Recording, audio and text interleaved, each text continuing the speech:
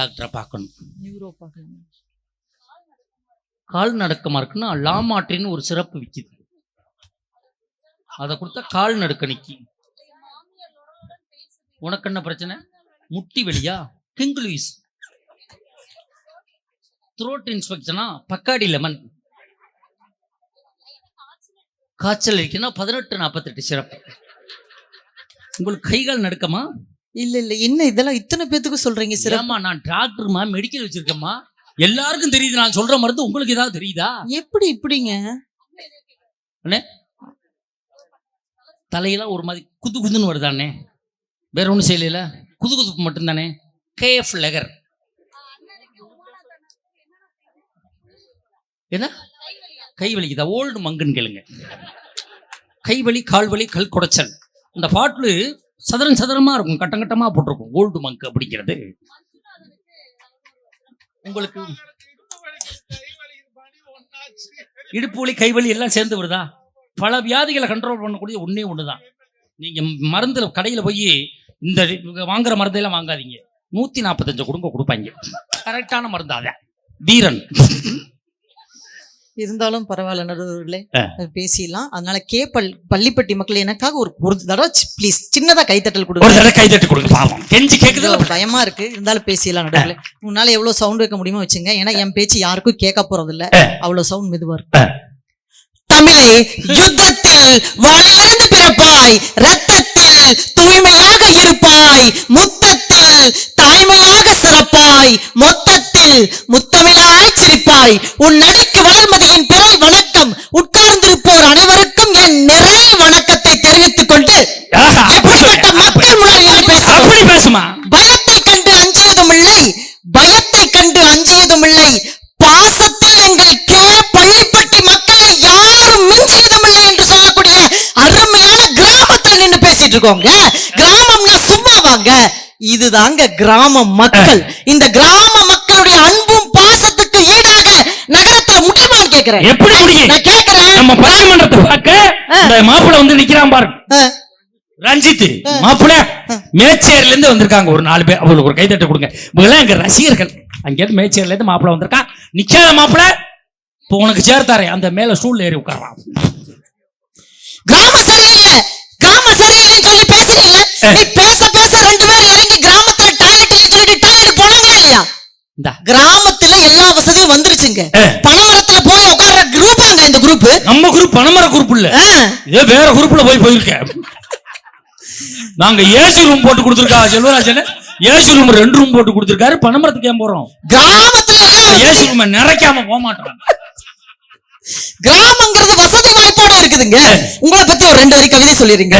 புகழின் பின்னால் நீ போனால் பொய்மான், உன் பின்னால் புகழ் வந்தால் நிஜமான், அப்போதுதான் நீ அதற்கு எஜமான் என்று சொன்ன கவிதை வரிகளுக்கேற்ப நிஜமானாகவும் எஜமானாகவும் இருக்கக்கூடிய நடுவர் அவர்களே, என்னைய மானுன்னு சொல்லி நீங்க வர்ணிச்சதுனால மான் சம்பந்தமாவே உங்கள்ட்ட ஒரு கேள்வி கேட்கிறேன். ஒரு ஊர்ல 2 மான் இருந்துச்சு. சரி. ஒரு மான் பேரு திரும்பவும் சொல்லு. சரி. ஒரு மான் பேரு திரும்பவும் சொல்லாத. சரி. 2 மானும் ஆத்துல தண்ணி குடிக்க போச்சு. சரி. திரும்பவும் சொல்லுங்கிற மானும் ஆத்துல தண்ணியில விழுந்து செத்து போச்சு. அச்சச்சோ. செத்தது எந்த மானு? திரும்பவும் சொல்லு. ஒரு ஊர்ல சரி 2 மான் இருந்துச்சு. சரி. ஒரு மான் பேரு திரும்பவும் சொல்லு, ஒரு மான் பேரு திரும்பவும் சொல்லாத. சரி. தண்ணி குடிக்க போகும்போது திரும்பவும் சொல்லுங்கிற மானு ஆத்துல தண்ணியில விழுந்து செத்து போச்சு. அச்சச்சோ. செத்தது எந்த மானு? திரும்பவும் சொல்லு. ஒரு ஊர்ல ஐயோ நடுவர் அவர்களே, விடிய காலம் 5:30 வரைக்கும் சொல்லுவேன், தேவையில்லை. ஆட்சியில் குப்தர் காலம் சொன்னா, ஆட்சியில் குப்தர் காலம் தான் மகிழ்ச்சியான காலம் சொல்லுவாங்க. ஆனா இன்னைக்கு வாழக்கூடிய காலத்துல பொற்காலமான வாழ்க்கை கிராமத்துல தாங்க இருக்கு. எதிரணியில இருந்து வந்து சொன்னாங்க, ரோகிணி சொல்றாங்க, கணவனுக்கு நிகராக சம்பாதிக்கிறோம் பெண்கள், கணவனுக்கு நிகராக நகரத்துல சம்பாதிக்கிறோம் பெண்கள், கணவனுக்கு நிகராக சம்பாதிக்கிறீர்கள் பெண்கள், கணவனை மதித்து நடக்கின்ற பெண்கள் கிராமத்தில் தான் இருக்கிறார்கள் என்று சொன்னால், ஒரு ஆண்மகனை மதிக்க வேண்டும் என்கின்ற எண்ணம் கிராமத்தில் இருக்கக்கூடிய பெண்களுக்குத்தான் வரும் என்று சொன்னால் நகரத்து பெண்களுக்கு வராது. ஈகோ, ஆணவம், நான் தான் பெருசுங்கிற எண்ணம் வரும். ஒரு காலத்துல பெண்கள் பாதுகாப்பு சங்கம் இருந்துச்சு. இன்னைக்கு நகரத்துல ஆண்களுக்கு பாதுகாப்பு சங்கம் ஏற்படுத்தக்கூடிய அளவுக்கு பாதுகாப்பே இல்லாம போயிடுச்சுங்க கிராமத்துல. கிராமத்துலதான் அந்த மகிழ்ச்சி இருக்கு. 1120 ரூபாய் கொடுத்து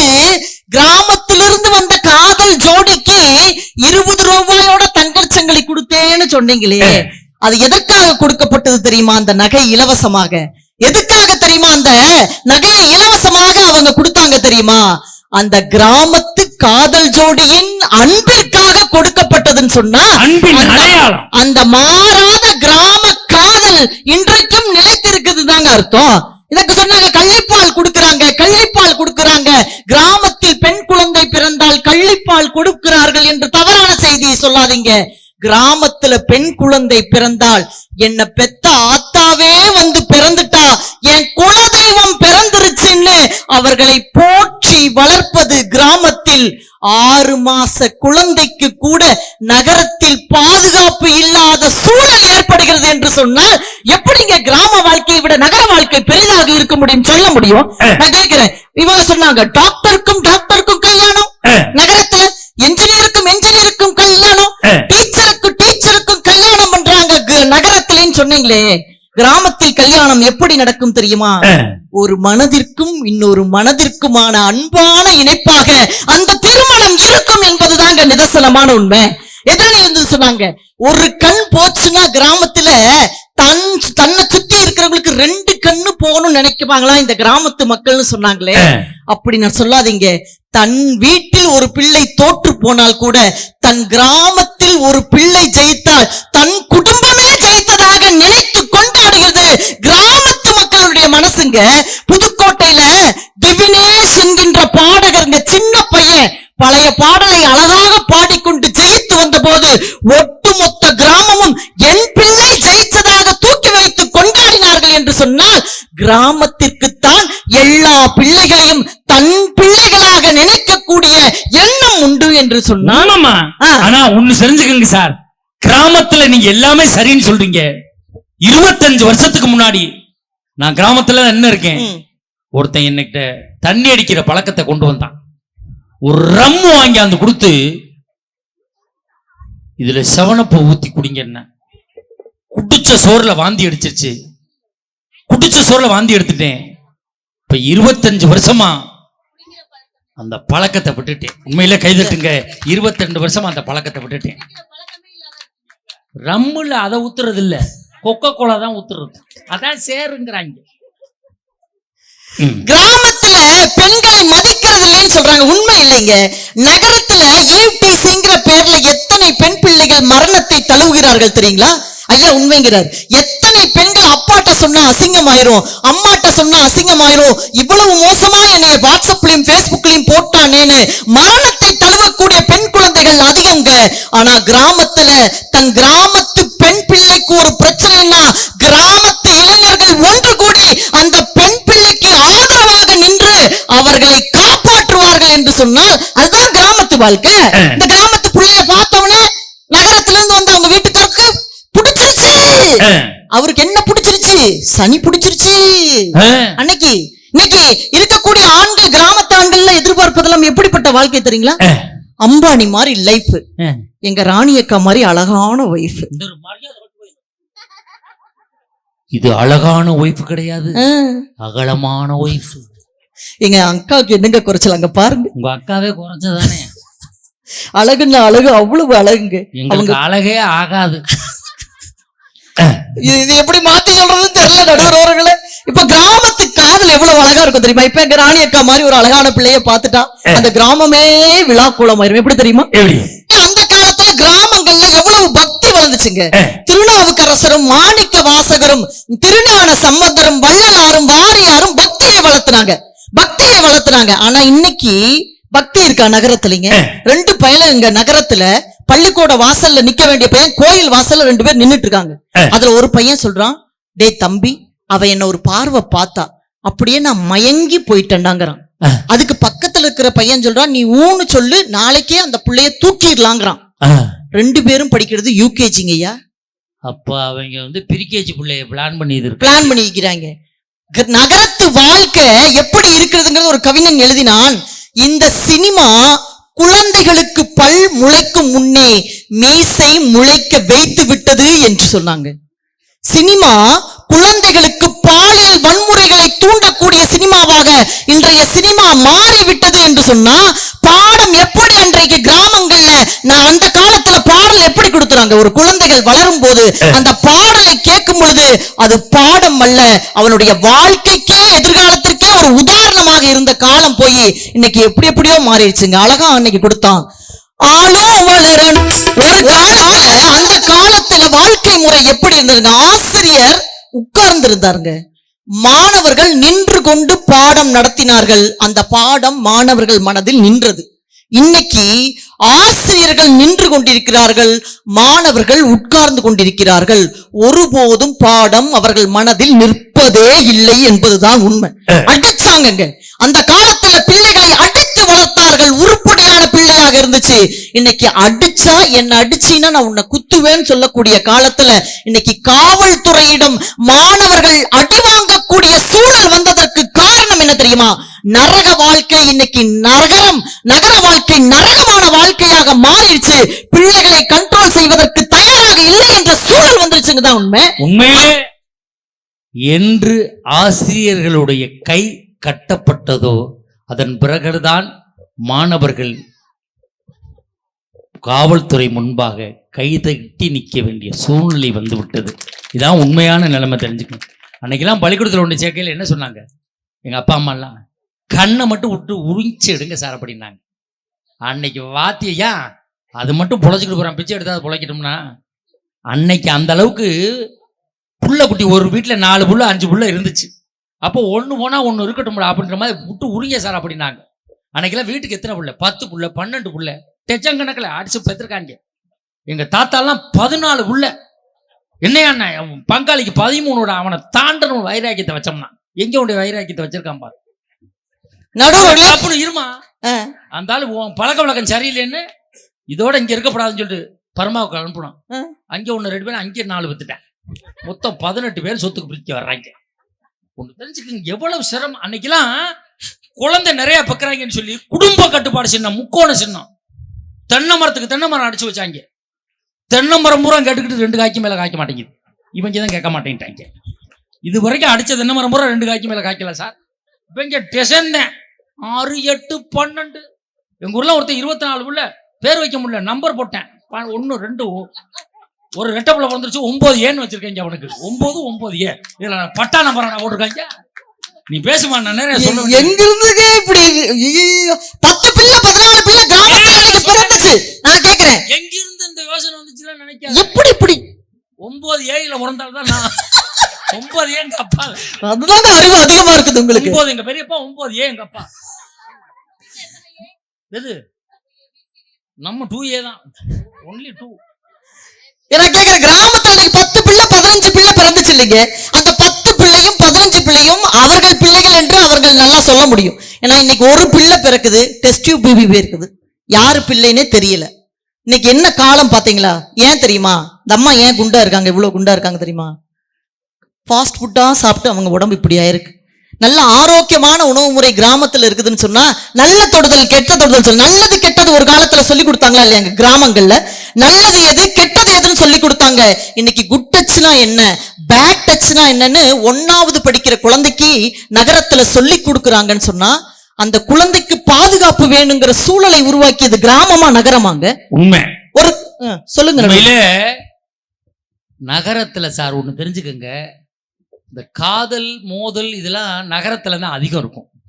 கிராமத்துல ஏன் அது இல்லைன்னா குறைவா இருக்குன்னா, இப்ப நம்ம ஊர்ல ஒரு புள்ள 12வது படிக்குது, இங்க இருந்து எடப்பாடி போயிட்டு வருதுன்னு வச்சுக்கோங்களேன், சைக்கிள்ல போகுது இல்ல பஸ்ல போகுது. அந்த புள்ள கிராமத்து புள்ள அங்க போகும்போது யார்கிட்டையும் பேசுறதுக்கு யோசிக்கும். ஏன்னா பஸ்ஸில் பெரியப்பா வருவார், சித்தப்பா வருவார், நம்ம ஊருக்காரங்க வருவாங்க.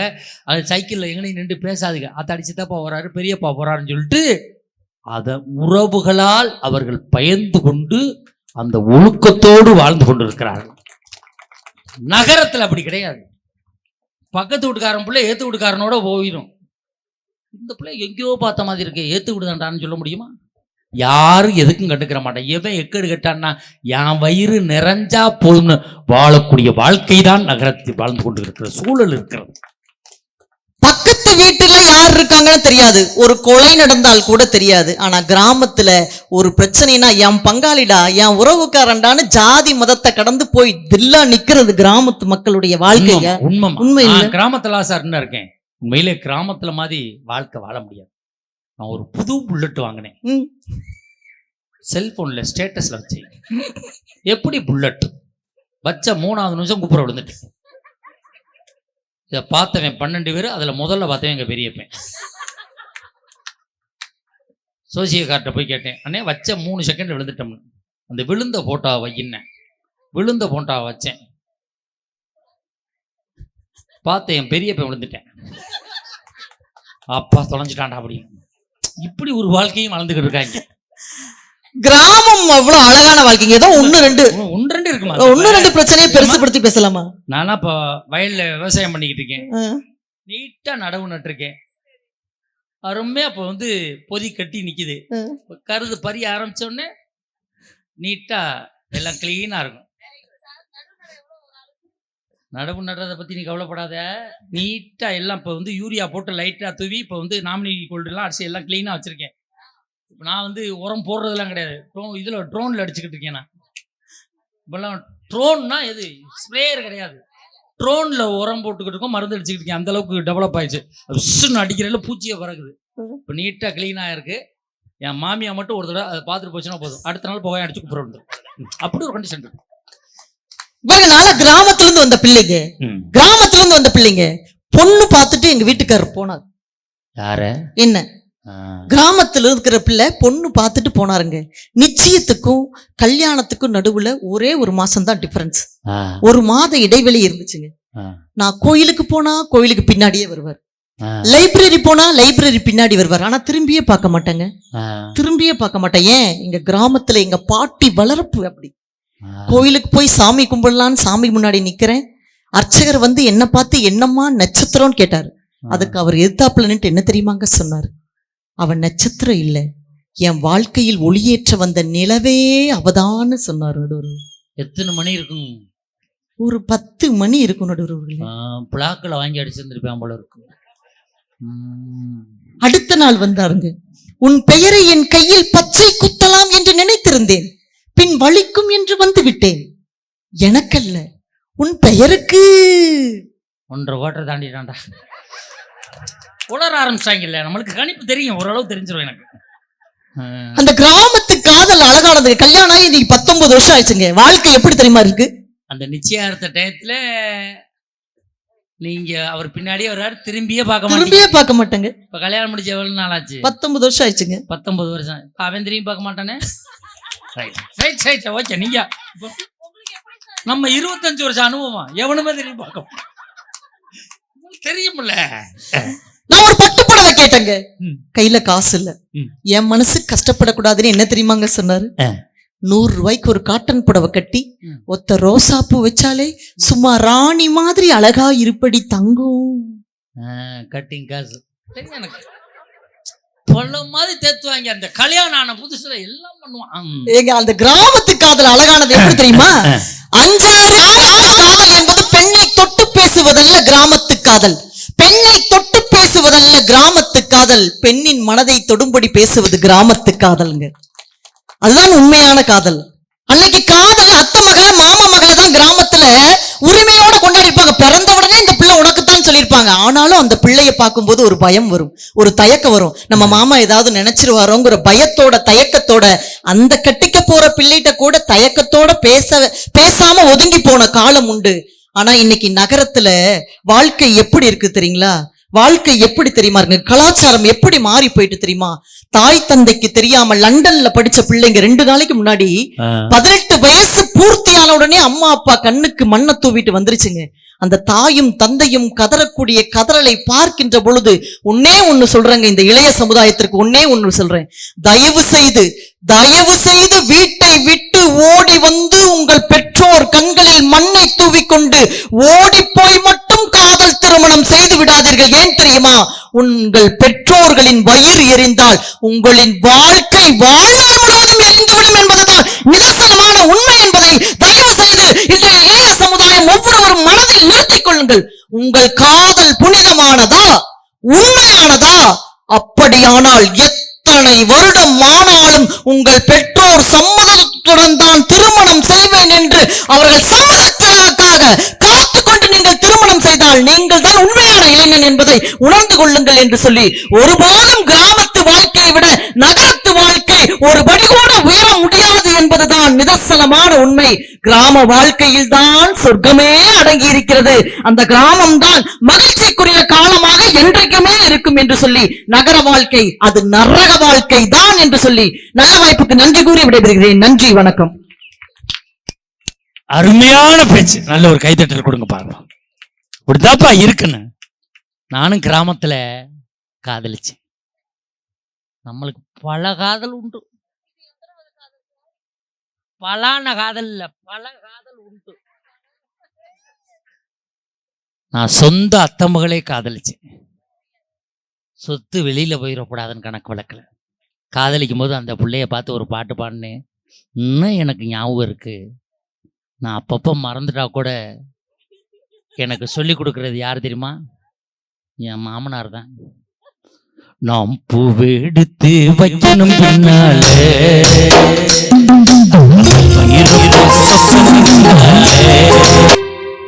உன் காதல் ஞாபகம் வந்துருச்சு உனக்கு. இப்பொழுது பட்டிமன்றத்தினுடைய நிறைவு பேச்சாளர், மனநிறைவான பேச்சாளர், அன்பு மகள் லலிதா. லலிதா மகளே. ஹலோ அப்பா. என் மகள் நீ. ஆமாப்பா. நான் எப்ப தாத்தாவாமே?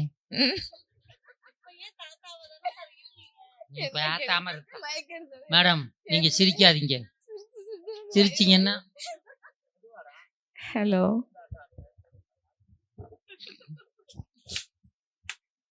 மேடம் நீ பேசுமா. அப்பா இந்த மாதிரிலாம் பண்ணாதீங்க. மக நான் இங்கே சொன்னேன். அங்கதான் பண்ணாதீங்கன்ற. சரி சரி சரி. முறைப்படி தமிழை வணங்கி வணங்கி, வண்ண தமிழுக்கு சாய்வில்லை, வங்காள விருகுடாவிற்கு ஓய்வில்லை. எழுத்துக்களை உடுத்திக் கொண்ட என்னுயிர் தமிழே, உன் சுவையை உச்சரிக்க உச்சரிக்க உயிர் தலைக்கும். முன்னால் 1000 சூரியன்கள் கண்விழிக்கும். எந்த மொழி எழுதினாலும் எழுத்தாணி வெறும் பொருள்தான்.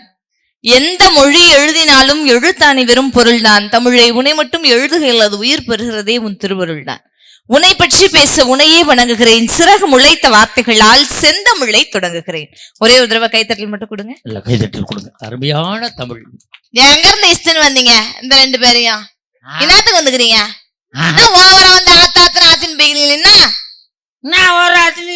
கிராமத்திலேயே குந்தின்னு கிராமத்தை பத்தி நல்லா இருக்குதுன்னு பேசுவாங்க. ஹலோ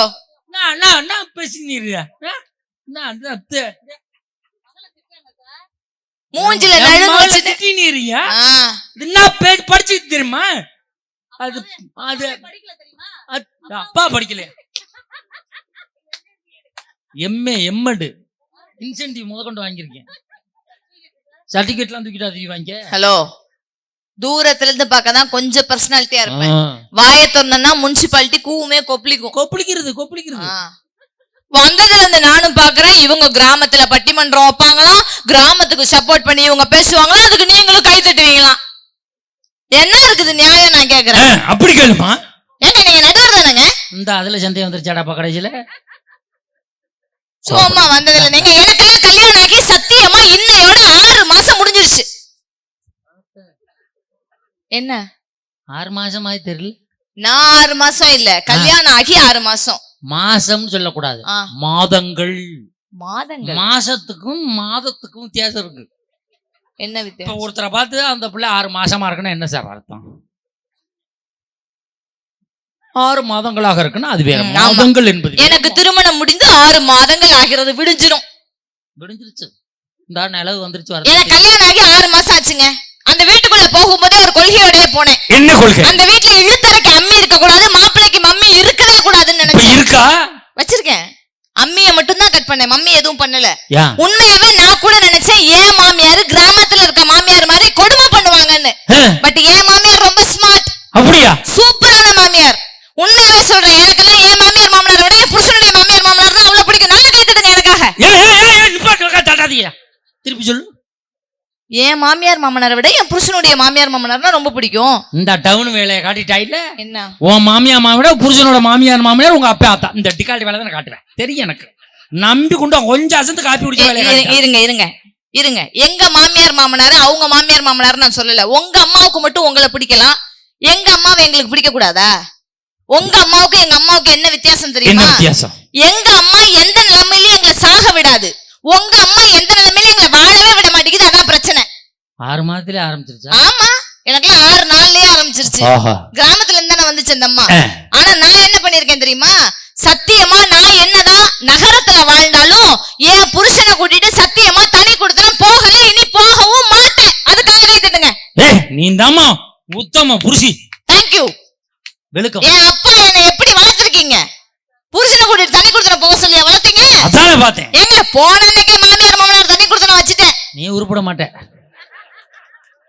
நீ அடி வச்சு இடத்த பொடி வச்சு ஊதாம போக மாட்டேன். நம்ம வீட்டுல இருக்காங்க. அது மருமக அடிச்சு விட்டுருச்சு எங்க வீட்டுக்கு. இல்ல வந்து என்ன பேச்சுங்க? நாங்க கிராமத்துல எவ்வளவு சந்தோஷமா இருந்தோம். கிராமத்துல என்ன பண்ணீங்க? அந்த காலத்துல இருந்து இந்த காலம் வரைக்கும் திருட்டு மாங்காய் பிச்சு தின்னீங்க, திருட்டு தேங்காய் ஏறி பிச்சிங்க மரமா. நல்ல திருட்டு கோஷ்டி பூரா கிராமத்துலதான் இருக்கு. முருங்கை மரத்துல செருப்பு கட்டி தொங்க விட்டுருக்காங்க பாத்திருக்கியா? முருங்கை மரத்தை வேலை விட்டுருக்காங்க. திருடாத பாப்பா திருடாதன்னு எப்ப வந்துச்சு? அப்பதான் வந்துச்சு. திருநது பூரா அப்பதான் இருந்தாங்க. ஆமா, இப்பெல்லாம் அப்படி கிடையாது. அன்னைக்கு ஒருத்தன் எங்க ஊர்ல ஒடியாண்டான். என்ன? அவன் காரைக்குள்ள இருக்கான். சரி, அண்ணே கொள்ளையடிச்சிட்டாங்கன்னு அப்படின்னா. ஐயோ விட்டேன். ஏன்டா இவ்வளவு பணம் வச்சிருக்கா? இல்ல சிசிடி கேமரா வாங்கி மாட்ட வேண்டியதானடா, ஏன் விட்ட அப்படின்னு. அதைத்தானே அடிச்சுட்டு போயிட்டானோ அப்படின்றாங்க. அதை கலட்டிட்டு போயிருக்காங்க அவங்க. சும்மா வந்து நின்னுட்டு நீங்களும் அவங்களுக்கு அவ்வளவு சப்போர்ட் பண்ணிட்டு இருக்கீங்க. என்ன சார் நினைச்சிட்டு இருக்கீங்க? என்ன நகரத்துல இருக்க பொண்டாட்டி யாருமே புருஷனை மதிக்கிறது இல்லையா? அந்த அக்கா வந்து சொல்றாங்க. ஏன் நாளா என் வீட்டுக்கார மதிக்கலையா? உண்மையில உண்மையாவே சொல்றேங்க. நீ மதிப்பாமா டவுன். உண்மையிலே நான் நகரத்தை குறை சொல்றேன்னு நினைக்காதீங்க. நகரத்திலையும் சில விஷயங்கள் நல்ல விஷயம் இருக்கு. நோட்டீஸ் எல்லாம் போச்சுல. அப்ப எங்க தேவகோட்டையில டவுன் சார் இந்தியன் பேங்க் முன்னாடி ஒரு ஐயா ட்ரம் நிறைய தண்ணி வச்சார். எவ்வளவு பெரிய சமூக சேவை. உண்மையாவே 5 ரூபா டம்ளருக்கு 500 ரூபாய்க்கு செயின் வாங்கி கட்டி தொங்க விட்டுருந்தான். ஏயான்னு கேட்டேன். குடிச்சு டம்ளரை கொண்டு போயிடுறாங்க சார். ஏதோ கணக்குல கொண்டு போயிடுவாங்க இவ்வளவு இருக்கு. இன்னமே ட்ரம் எங்கேயும் போகாது, டம்ளர் எங்கேயும் போகாது, செயின் எங்கேயும் போகாது. ஏன்ட்ட பேசிட்டு இங்கிட்டு திரும்பி பாக்குறேன். ட்ரம் அவனும் நாட்டிக்கிட்டு போயிட்டான். டம்ளரும் செயின் மட்டும்தான் கிடக்கு. களவானு பேரு. இதுல வந்து அந்த காலத்துல நாங்கெல்லாம் கிராமத்துல எப்படி கல்யாணம் பண்ண தெரியுமா? நிச்சயம் பண்ணிட்டா கூட கல்யாணம் பண்ற வரைக்கும் புருஷனும் பொண்டாட்டியும் மாப்பிள்ளையும் பொண்ணும் பேசிக்காம இருப்பாங்களாம். அது ஒரு வாழ்க்கைய. நிச்சயம் பண்ணதுக்கு அப்புறம் பேசாம இருந்து என்னத்துக்கு கேடு கல்யாணம்னு கேக்குறேன். என்ன உண்மைதானே? கிராமத்துல ஒண்ணு தெரிஞ்சுக்குங்க. இந்த நகரத்துல பாத்தீங்களா பிளக்ஸ் வைப்பாங்க பாருங்க. பொண்ணு மாப்பிள்ளை தோல் மேல எழுதி இருக்கு. எங்க ஊர்ல கிராமத்துல ஒருத்தன் 25 மாடு வச்சு பால் கறக்குறான். சரி, அவனுக்கு சூப்பர் பொண்ணு ரெடி பண்ணிட்டாங்க. இந்த ப்ரீ வெட்டிங் ஷூட்டான். ப்ரீ வெட்டிங் ஷூட் கல்யாணத்துக்கு 3 மாசத்துக்கு முன்னாடி போட்டோ எடுக்கிறது. எஸ், கொடைக்கானல். பொண்ணு மாப்பிள்ளை நம்ம ஆளு பசுமாட்டுக்காரனும் பொண்ணும் போயிடுச்சு போட்டோ எடுக்க. சரி, போட்டோ எடுக்க வந்தவன் கேரளாக்காரன். சரி, ஸ்டுடியோ 1.5 லட்சம் ரூபாய் பேசி நம்ம ஆட சொல்லிக்கான். இப்படி கையை வை, இப்படி வை, இப்படி வைன்னு இருக்கான். இவன் பசுமாட்டை பால் கறந்தவனுக்கு என்ன தெரியும்? மண்ணு முட்டு இப்படி நின்று இருந்திருக்கான். அவன் இங்க வாயா லூசு, நீ எப்படி கல்யாணம் பண்ணி வாழ போறான்னு இப்படி இப்படி இப்படி இப்படின்னு இருக்கான். 2வது நாள் அவன் கேரளா கொண்டு போயிட்டேன். இவன் இங்க வந்து சேர்ந்த மாட்டோட வாழ்க்கை அப்படித்தான் வளர்ந்துக்கிட்டு. சம்பாரிச்சு என்ன பண்ண? அப்படித்தான் மாடுதான் சாணி அல்றதான் மிச்சம். வாழ்க்கையே போச்சு. சும்மா இங்க பாருங்க, போட்டோ எடுக்கிறத குத்தம் சொல்லாதீங்க. ஏன் தெரியுமா? அந்த காலத்து கல்யாண போட்டோன்னு எடுத்து காட்டினா ஒரு 20 பேர் 25 பேர் பிளாக் அண்ட் ஒயிட்ல ஒரே போட்டோ தான் உங்களால காட்ட முடியும்.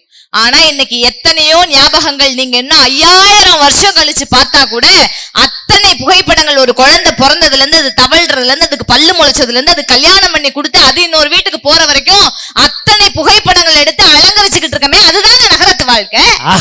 என்ன பிரச்சனை உங்களுக்கு நான் கேக்குறேன்? அனுபவிக்க தெரியல, ஆராயாம இருக்க வேண்டியதானே? எங்க என் வீட்டுக்காரர் என்ன வர்ணிக்கிறாருங்க. நிஜமாவே சீரியஸா சொல்றேன். இவங்கதான் வந்து புலம்புனாங்க. அந்த காலத்துல இருந்த புருஷங்க எல்லாம் யாராவது பொண்டாட்டியை பாராட்டி இருக்காங்களா? உன் புருஷன் வர்ணிக்கிறான். எஸ், கல்யாணம் ஆகி எவ்வளவு நாள் ஆச்சு? 6 மாசம் ஆச்சு. வர்ணிப்பா எல்லாம் ஒரு புள்ள பிறக்கிற வரைக்கும் கொஞ்சுவான். என் செல்லம், என் சிச்சும்பா. டீ வாங்கி கொடுக்க மாட்டான், சூச்சு குடி உடம்புக்கு குளிச்சுமா. ஆமா. ஒரு புள்ள உறக்கட்டும் ஒரு போண்டா கூட வாங்கி தர மாட்டான். என் குடும்பத்தை தின்னே திக்கிறேடிம்பா. 2 புள்ள பார்த்தா திரும்பி பார்க்க மாட்டான். 3 பிறந்தா வீட்டுக்கு வரமாட்டான். இந்த கல்யாணம் நான் தேவையில்லாத வேலை. உனக்கு பெரிய மனுஷன் பண்ற வேலையை பாருங்க. கல்யாணம் ஆன புதுசுல பாருங்களே, நீங்க பசி ஏறையில பாத்துருங்களேன், நல்லா கவனிச்சு பாருங்களே. ஆளே நிக்காது. 2 பேரும் ஆளு வருது, விலகு முன்னாடியே கூட்டு போறான். ஏறி பாப்பா 2 பேர் சீட்டு ஒன்னா இருந்தாதான் உட்காருவா. ஒத்த சீட்டை உட்கார மாட்டான். 2 பேர் சீட்ல 2 பேர் உட்காந்து இப்படி ஒட்டி உரைச்சிக்கிட்டு போவாங்க. இங்கிட்டு இடம் கிடக்க மிச்சம். ஒரு புள்ள உறக்கட்டும், இவன் முன்னாடி படி ஏறினானா இவன் பின்னாடி படியில ஏறுவேன். இன்னொரு புள்ள உறக்கட்டும், இவன் முத பஸ்ல போனா அவன் கடைசி பஸ்ல போவேன். இப்போ எனக்கெல்லாம் 25 வருஷம் ஆச்சு பஸ்ல போறது. எங்க இப்பயும் நான் கேக்குறேன், கிராமத்துல ஒரு பொண்டாட்டி சமைக்குதுன்னா எந்த புருஷனாவது பாராட்டுறாங்களா? நல்ல ஜேசிபி மிஷின் மண்ணவாரி கொட்டுற மாதிரி நல்லா தின்னுட்டு அப்பயும் குறைதான். இதுல ஏன் உப்பு பத்தல, இதுல ஏன் காரம் இல்லைன்னு. ஆனா என் வீட்டுக்காரனை எப்படி பாராட்டுறாரு தெரியுமா? முந்தானத்து காலையில அவ்வளவு கஷ்டப்பட்டு 1.5 மணி நேரம் வேர்க்க விறுவிறுக்கா தயிர் சாதம் ரெடி பண்ண. 1.5 மணி நேரம் தயிர் சாதம் வேர்க்க விறுவிறுக்க? ஆமா, ஒரு ஃபேன் கூட இல்ல அந்த கிச்சன்ல. அது ஃபேன் போட்டா தானே அடுப்பு ஆஃப் ஆகும். ஏசி போடலாம். இது அடுப்புல புது பொம்பளை பிள்ளைனால அடுப்புக்கெல்லாம் ஏசி ஓடுவீங்களோ? நான் இப்ப சொல்லிருக்கேன் சென்ட்ரலைஸ்ட் ஏசி வேணும்னு சொல்லிருக்கேன். சமைக்க முடியலங்க, வேர்க்குது. போடுவான். நிஜமாதான் சொல்றேன். பிள்ளை கட்டுற வரைக்கும் போடுவான். இந்த எல்லாத்தையும் அடகு வைக்கிற வரைக்கும் கரண்ட் பில்லு ஏசி எல்லாம் போடுவான். அப்புறம் ஒன்னொன்னா புடிங்கி அடகு வைப்பான் பாரு, அப்புறம் தெரியும். சார் நான் மறுபடியும் சொல்றேன், அவ்வளவு சூப்பரா தயிர் சாதம் ரெடி பண்ணேன். இங்க பாருங்க, சும்மா இந்த காலத்துல இருக்கிற நகரத்துல இருக்கிற பிள்ளைங்களுக்கு சமைக்க தெரியாதுலாம் பேசாதீங்க. இந்த பிள்ளை ஃபாஸ்ட் ஃபுட்டா சாப்பிட்டு குண்டா இருக்கு. அக்கா நான் சொல்ற தயிர் சாதம் செஞ்சு சாப்பிடுங்க, ஸ்லிம் ஆயிடுவீங்க. நிஜமாவே. அடுப்ப ஃபுல் ஃப்ளேம்ல வச்சுக்கணும். மேல ஒரு குக்கரை வச்சு ஒரு ஆளாக்கு அரிசி எடுத்து அத தலைய வெட்டிடணும். வெட்டிட்டுல தட்டிட்டு சரி, தட்டிட்டோ வெட்டிட்டோ உள்ள போட்டு ஒரு 5 நிமிஷம் பொன்னிறமா வறுக்கணும். பொரியரிசி ரெடி. கரெக்டா 7 கப்பு எருமை தயிர் தான் சேர்க்கணும். ஒரு சொட்டு கூட தண்ணி சேர்க்க கூடாது. அதுல ஊத்தி 10 விசில் விட்டு ஸ்டீம் போன உடனே ஓபன் பண்ணி லைட்டா சால்ட் அண்ட் பெப்பரோட சர்வ் பண்ணோம்னா ஸ்பைசியான கர்ட் ரைஸ் ரெடி. கர்ட் ரைஸ்ல கர்ட் ரைஸ் நீங்க செஞ்சு பாருங்க, சூப்பரா இருக்கும். பெப்பர் தூவணும். பெப்பர் கொஞ்சம் லைட்டா ஸ்பைசியா தான் இருக்கும், பட் டேஸ்டா இருக்கும். உண்மையாவே தயிர் சாதம் செஞ்சது ஒண்ணும் பெரிய விஷயம் இல்லைன்னு 6 மாசத்துல தயிர் சாதத்தையே தலவாழை இலையில பரிமாறின பொண்டாட்டி உலகத்துல பாத்திருப்பீங்களா? 6 மாசம் தானே, நீங்க எதுல வேணாலும் பரிமாறலாம். அவனும் சாப்பிடுவான். அவன் ஒரு குஷிலான இருப்பான். அவருக்கு அவ்வளவு ஒரு ஈகர்னஸ். தங்கம் தயிர் சாதம் ரெடி பண்ணிருக்கியாடாமா? தலவாழை இலை போட்டு தயிர் சாதம் வச்சேன். தொட்டுக்க எதுவுமே செய்யல. இதுவே 1.5 மணி நேரம் ஆயிடுச்சுல்ல. நீ தான் இருக்கிய. என் வீட்டுக்காரர் அந்த தயிர் சாதத்தை பார்த்து ஒரு கவிதை சொன்னாரு தெரியுமா? சொல்லிருப்பான். ஏன் தயிர் சாதமே, நீ வெண்ணிறம் என்பதற்காக விதவை என்று நினைத்து விடாதே. உன் மீது ஊறுகாய் வைத்து உன்னையும் சுமங்கலியாக்குவேன். சின்ன குடும்பம். தயிர் சாதத்துல அப்படியே மெய் மறந்து அப்படி ஒரு வாய் எடுத்து வாயில வைக்க போனாரு பாருங்க, அதுல ஒரு முடி கடந்துச்சு நடுவுல. என்னது முடி? நீ செஞ்சது தயிர் சாதம் தானே? தயிர் சாதம் தான். சரி. அந்த முடியை இப்படி எடுத்து புடிச்சாருன்னா நடுங்கிட்டேன். ஐயோ திட்ட போறாரோன்னு ஒரு வார்த்தை பேசல. தங்கம், புஜ்ஜிமா, செல்லக்குட்டி, லல்லுமா, என் மயிலு கொஞ்சம் பிச்சு வைன்னு இருப்பானே. கல்யாணம் 6 மாசம் ஆச்சு. இந்த முடிடா செல்லம், இந்த இலையில இருந்தாலும் அழகு, உன் தலையில இருந்தாலும் அழகுடா. போன் நம்பர் கொடுவேன் தர.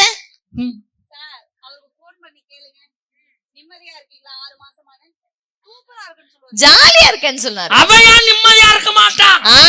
நான் தான் மிசைய பூரா அனுபவிக்கிறேன். அவன் நிம்மதியா தூக்குவான். 5 பேர் புருஷன் நிம்மதியா தூக்குவாங்க. நான் தானே பட்டேன். அவன் எப்படி தூக்குவான்? 5 பொம்பளை ஆளுக்கு உள்ள உட்காந்துட்டு அவன் எப்படி தூக்குவான்? அவன் பிறண்டுகிட்டே படுத்துக்கலாம். அப்படி நினைக்காத. என் மடன் நல்லா தூங்குவான். எத்தனை பெண்கள் மேடைக்கு வந்தாலும் என் மனைவி எதை பத்தியும் கவலைப்படாம நிம்மதியா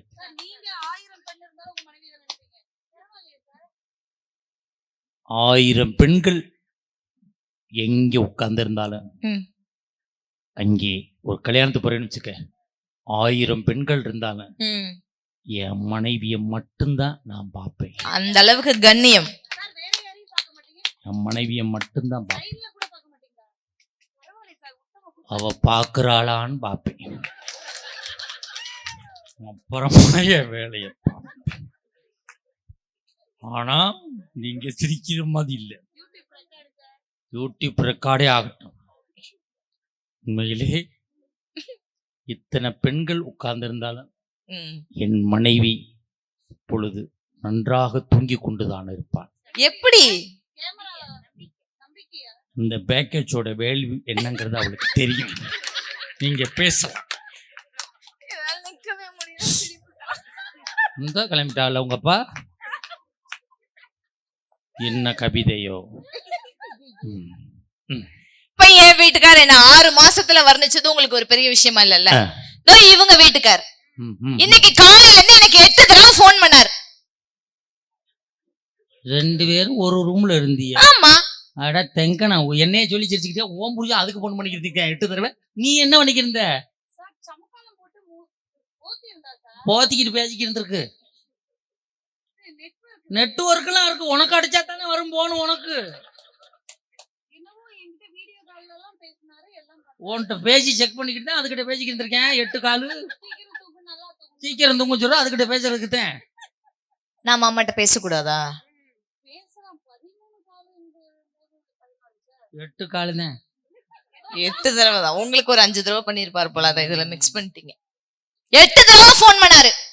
போன் பண்ணி ஒவ்வொரு போன் கால்லையும் கௌதமியை நல்லா தூங்க சொல்லு, நிறைய தண்ணி குடிக்க சொல்லு, பொறுமையா நடக்க சொல்லு, மேடை ஏறும்போது கையை பிடிச்சு பொறுமையா கூட்டிட்டு போ. இப்படியே. உங்க அக்கா என்ன மாசமாவா இருக்கு? அடுத்த கவிதை எதுன்னு சொல்லிட்டாரா? நான் கூட கேட்டேன். நேத்து கூட பட்டிமன்றத்துக்கு நல்லதான நடந்து வந்தாங்க. நான் ஏன் மேடை ஏறும்போது கையை பிடிச்சு கூட்டிட்டு போனேன்னு கேட்டேன். என்ன சொன்னாரு தெரியுமா? அவ பட்டாம்பூச்சிடா, எப்ப பரப்பான்னு தெரியாது, அவளை பத்திரமா புடிச்சுக்கோ. விதி பலனியா?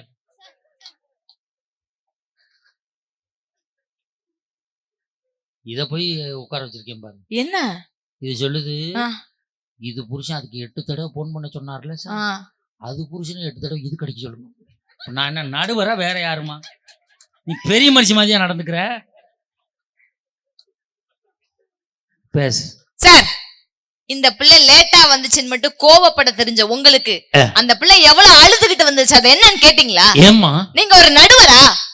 பஸ்ல சீட்டு கிடைக்காம அழுதுகிட்டு வந்துச்சா? இல்ல, காலைல 10 மணிக்கு அவங்க வீட்ல இருந்து கிளம்பும் போது போலீஸ் அவங்க வீட்டுக்கார அரெஸ்ட் பண்ண வந்துட்டாங்களாம். ஏமா என்ன பிரச்சனைமா? பதறிக்கிட்டே வந்துச்சு அக்கா. நான் ஏன்கான்னு கேட்டேன். ஏன் அக்கா மாமாவையே அரெஸ்ட் பண்ண வந்தாங்கன்னு கேட்டேன். எனக்கு ஒரு டவுட். மயில் வளர்க்க கூடாதா வீட்டுல? மயில் தேசிய பறவை, தேசிய குற்றம், வளர்க்க கூடாது. ஐயோ, அவங்க வீட்டுக்கார இவங்கள வீட்டுல வச்சு வளர்க்கறாருல்ல இந்த மயில. சார் பட்டிமன்றம் முடிச்சல போயிட்டு போங்க சார். இதை விட பிராடுகளை நான் இன்னுமே நம்ப முடியாது சார். சார் சார் நீங்க நான் மயில் பாத்திருக்கேன். நான் மயிலுக்கு தோகை இருந்திருக்கு. அது எப்படி நீளமா இருக்குங்கிறது தெரியும். இவ்வளவு உருண்ட மயில நான் இது வரைக்கும் பார்த்தது இல்லை. இந்த மயில் இது பட்டாம்பூச்சி. நாளைக்கு கேட்பாங்க எப்படி பட்டிமன்றம் கடைசியில புட்டாளுக்கு ஒரு ரூம் புறாடா. என் விதி இங்க பாருங்க. ரொம்ப எல்லாரும் சிரிக்காதீங்க. நீங்க அப்படியே கொந்தளிக்காதீங்க. அவங்க வீட்டுக்காருக்கு அவங்க மயில் தான், இவங்க வீட்டுக்காருக்கு அவங்க பட்டாம்பூச்சி தான். ஏன் வீட்டுக்காரர் என்ன என்ன வேணாலும் சொல்லி வாழ்த்துவாரு, வர்ணிப்பாரு. ஏன் தெரியுமா? எல்லா கணவனுக்கும் ஒரு விஷயம் சொல்றேன், நல்லா கேட்டுக்கங்க. மனைவியை பொய் சொல்லி நேசிப்பதில் தவறில்லை, பொய்யாக நேசிப்பதுதான் தவறு. சும்மா அந்த காலத்துல கிராமத்துல சந்தோஷமா இருந்தான்னு சொல்லாதீங்க. அந்த காலத்துல கிராமத்துல 4 பொண்டாட்டி கட்டிக்கிட்டு வாழ்ந்தாங்க. இந்த காலத்துல அப்படி இருக்காங்களா? ஒரே பொண்டாட்டி தான். அவ்வளவுதான். சும்மா என்ன ஒண்ணுதான் தெரு, ஒண்ணுதான் வைஃப். ஒண்ணுக்கே முடியலையா? ஒண்ணுதான் வைஃப். எஸ், அத மீறி போனா நைஃப் தான். ஒன் வைஃப், அவதான் life. Wife wife wife. One தாலி, அவன் வாழ்க்கை காலி.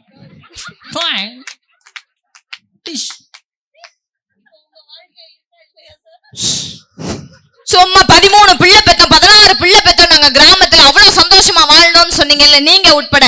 நீங்க பண்ண மிகப்பெரிய சாதனை 14 பிள்ளை பெத்தது மட்டும்தான். ஒரு 20 வருஷத்துக்கு முன்னாடி வரைக்கும் எப்படி இருந்தது?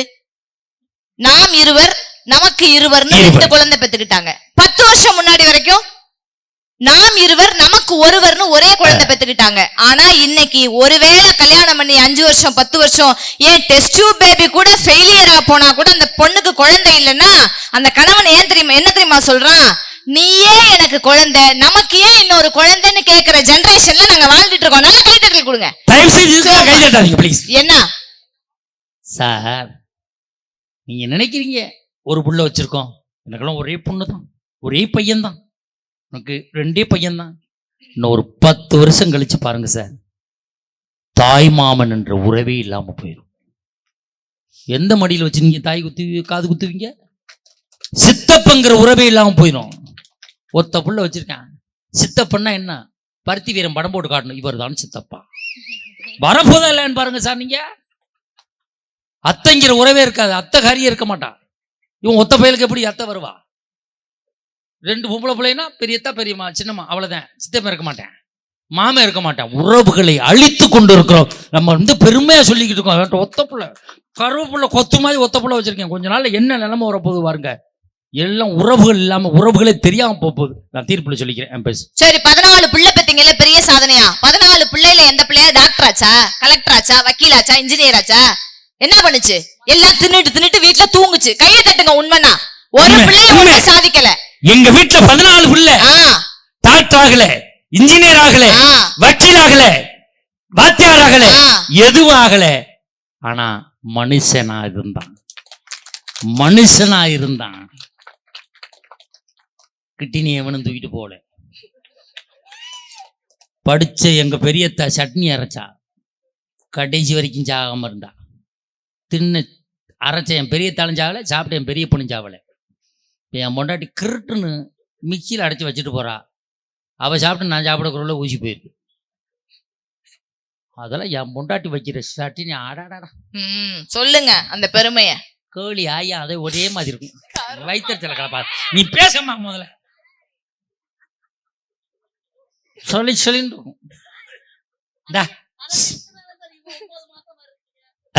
உங்களுக்கு கல்யாணம் ஆயிடுச்சா? ஆகாத மாதிரி தெரியுது. 60ஆம் கல்யாணம் ஆயிடுச்சான்னு கேட்டிருக்கணும். ஒரு தடவை ஆச்சு. உங்க அப்பா கல்யாணம் ஆச்சா? அவருக்கு ஆகல. நீங்க மெட்ராஸ்ல இருந்தா வர்றீங்க? ஆமா. கீழ்பாக்கம் தானே? ஆமா, அங்கதான் தெரியுது. இருங்க, கீழ்பாக்கத்துல மென்டல் ஹாஸ்பிட்டல் இருக்கிறது உண்மை. நான் ஒண்ணு அங்க இல்ல, வீடு எடுத்து தனியா இருக்கேன். ஆஸ்பத்திரியில பார்க்க முடியாதுன்னு வீட்டு எடுத்து வச்சு பாக்குறாங்க போல இருக்கும். உங்களுக்கு அப்பா கல்யாணம் ஆயிடுச்சா? ஆயிடுச்சு. உங்க தாத்தாவுக்கு? அவருக்கு ஆகல. Very good. மாத்திரை போடல.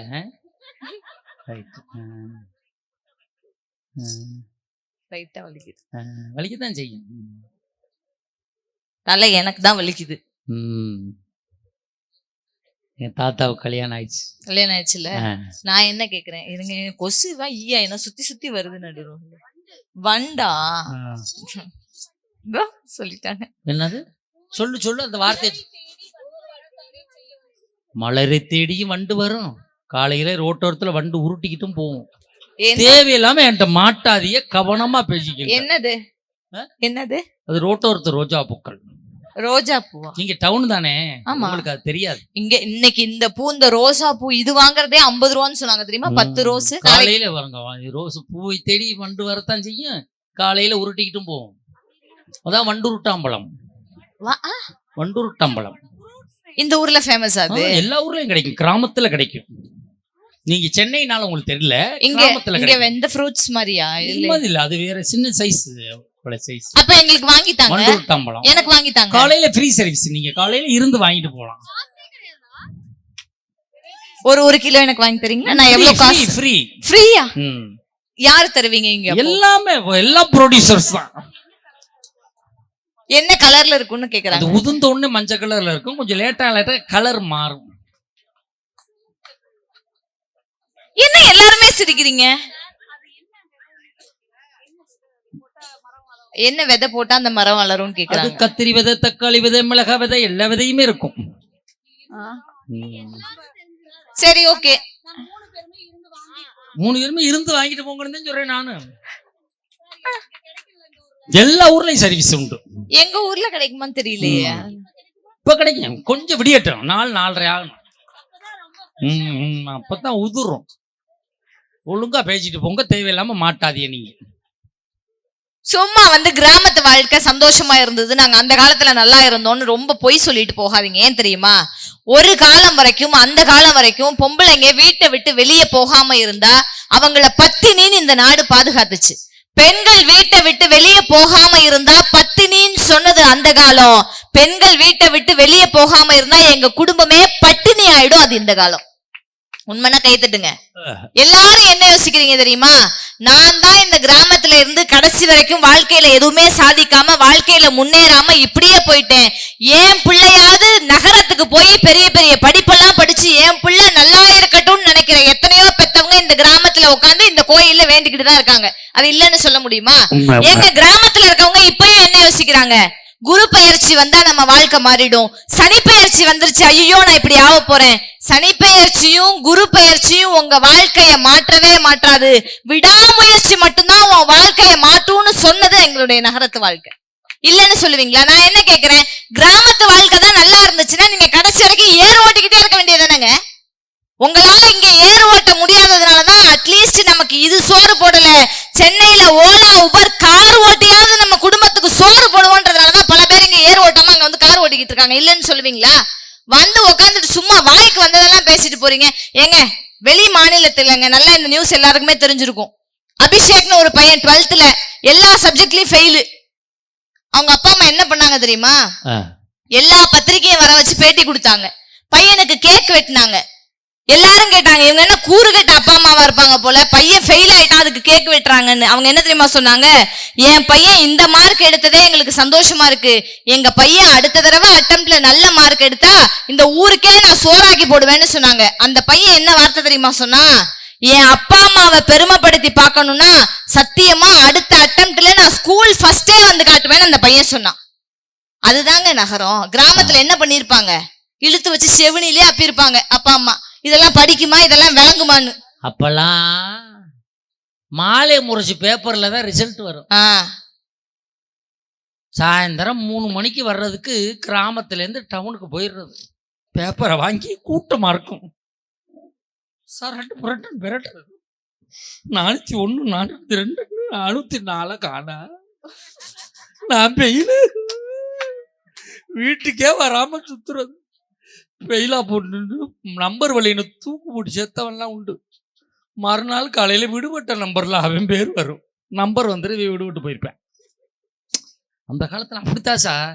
இப்ப மாதிரியா ரிசல்ட்? அந்த காலத்துல எல்லாம் போய் மாலை முறைச்சு பேப்பர் வாங்க நிக்கிறது. நான் பாஸ் அன்னைக்கு பாஸ் ஆனாலே பெருசு. இன்னைக்கெல்லாம் அப்படி இல்லை. 600க்கு 600 வாங்குற உலகத்துல வாழ்ந்துகிட்டு. நான் +2ல 1194 எடுத்தவன். 1194. அப்ப 1200. ஆமா, 1194 மார்க். சூப்பர். வரலையே, பேப்பர்ல வரல.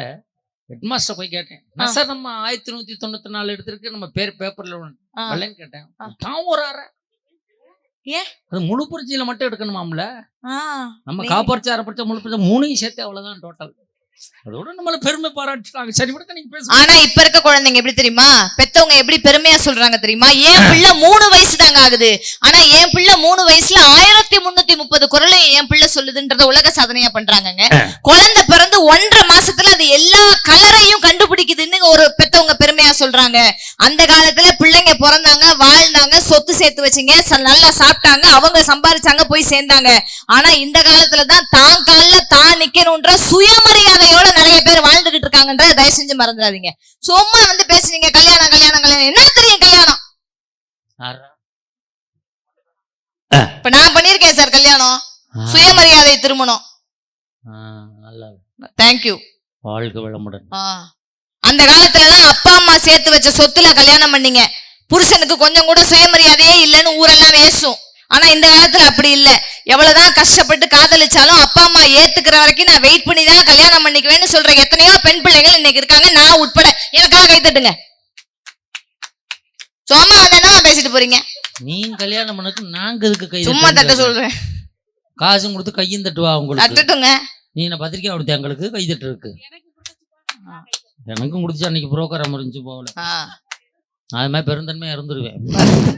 நல்ல ஆட்கள் தான் எல்லாம் எனக்கு தெரியும். ஏன் யார் கல்யாணத்துக்காக போனோம்னா அதோட அப்புறம் அவங்களோட வருத்தம் வந்துடும், பேச மாட்டேன். அதனால தான் போறது இல்ல. அது நல்லது. முடிஞ்சு போயிடும் கதை. ஐயோ வேணாம் வேணாம், அதனால அது பிரச்சனையே இல்ல. ஏங்க இன்னைக்கு வரைக்கும் சொல்றேங்க, கிராமங்கள்ல இப்பயும் ஒருவேளை ஒரு பொண்ணுக்கு குழந்தை இல்லைன்னு வச்சுக்கோங்களேன், ஒரு பொண்ணுதான் குழந்தை இல்லாத பெண் தான் ஒரு கடிதம் எழுதினாலாம். என்ன தெரியுமா? நான் இறந்தால் தயவு செய்து நம்மளுடைய குல வழக்கப்படி என்னை எரித்து விடாதீர்கள், என்னை புதைத்து விடுங்கள் எழுதினாலாம். கீழே எழுதியிருந்தாலும் என்னை ஒருவேளை புதைச்சா கூட நான் செத்ததுக்கு அப்புறமாவது என் வயிற்றுல ஒரு புழு பூச்சி உண்டாகட்டும் அந்த பெண்ணு எழுதியிருந்தாலாம். ஏன்னா அந்த அளவுக்கு கிராமத்துல அந்த பெண்ணை மலடி மலடி மலடின்னு 1000 வார்த்தைகள் சொல்லி குத்தி இருக்காங்க, கொன்றிருக்காங்க, நல்ல காரியத்துல நிக்க விடாம பண்ணிருக்காங்க. அதுதான் கிராமம். புருஷன் செத்து போயிட்டா கூட எந்த நல்ல காரியத்திலயும் வரக்கூடாது, நீ ஒரு விளக்கேத்த கூடாது, கல்யாண வீட்டுல முன்னாடி வந்து நிக்க கூடாதுன்னு அவளை கடைசி வரைக்கும் விதவைன்னு சொல்லி சொல்லி சொல்லி ஏசுறது கிராமத்துல இருக்கிறவங்க.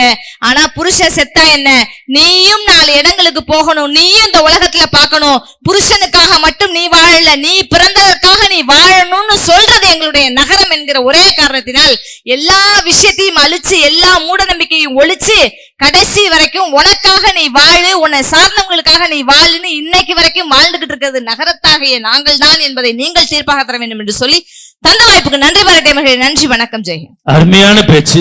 உண்மையிலே பட்டிமன்றம் ஆரம்பிச்சு ஏறக்குறைய 4 மணி நேரம் ஆச்சு.